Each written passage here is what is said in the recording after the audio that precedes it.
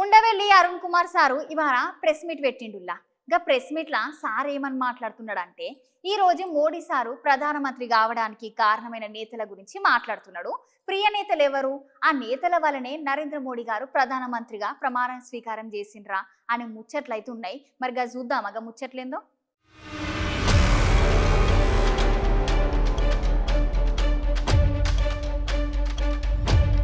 ఒకప్పటి కాంగ్రెస్ సీనియర్ నాయకుడు ఇవాళ Undavalli Arun Kumar sir press meet పెట్టిండోళ్ళ. ఆ ప్రెస్ మీట్ లో సార్ మాట్లాడుకుంటా ఈ రోజు ఎన్డీఏ ప్రభుత్వం ఏర్పడడానికి నిజమైన కారణాలు, నిజమైన నాయకులు ఎవరనే విషయాలను గురించి అందరితోటి చెప్పిండు.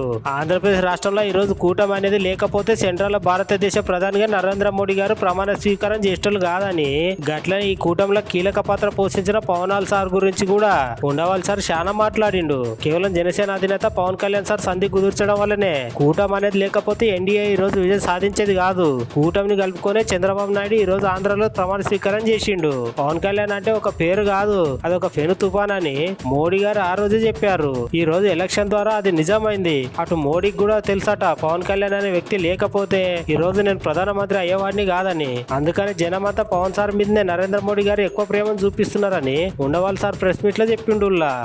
చివరికి ఆంధ్రప్రదేశ్లో వచ్చినటువంటి రిజల్ట్స్ మీదే ప్రధానంగా ఆధారపడి మోడీ గారు అక్కడ ప్రధానమంత్రి అయ్యే అవకాశం వచ్చింది. అందుకే ఆయన పార్లమెంట్లో మాట్లాడుతూ పక్కనే పవన్ కళ్యాణ్ని చూపించి ఏ పవన్ నహి ఆంధీ హై అన్నాడు. అంటే పవన్ అంటే గాలి, ఇది మామూలు గాలి కాదు, పెను తుఫాను.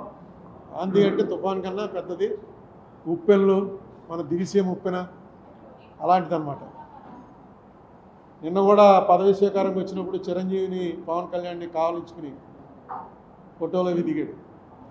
కారణం ఏంటంటే పవన్ కళ్యాణ్ గారు చాలాసార్లు చెప్పారు అనుకోండి, ఆయన వెళ్ళి తాపత్రయపడకపోతే ఈ ఎలియన్స్ కుదిరేది కాదు. ఈ ఎలియన్స్ కుదరకపోయినా ఇక్కడ చంద్రబాబు నాయుడు పవన్ కళ్యాణ్కి వచ్చిన నష్టం ఏం లేదు. ఏమో ఇంకా బీజేపీతో లేకపోతే ఇంకా 1-2 సీట్లు పెరిగినేమో కూడా. అలాగే పవన్ కళ్యాణ్ కూడా ఎన్నోసార్లు మనకి ఇక్కడ ఆంధ్రప్రదేశ్ మీటింగ్లో చెప్పాడు ఆయన, ఈ ఏలియన్స్ అవడానికి నేను ఎన్ని పాటలు పడవలసి వచ్చిందో, ఎన్ని మాటలు పడవలసి వచ్చిందో అని. మొత్తానికి సక్సెస్ఫుల్గా ఈవేళ ఉన్న సినేరియోలో ఆంధ్రప్రదేశ్కి రావాల్సినవి ఏవైతే ఉన్నాయో ఆ రావాల్సినవన్నీ కూడా తీసుకోవడానికి ఇంతకుముందు మనకు డినై చేసి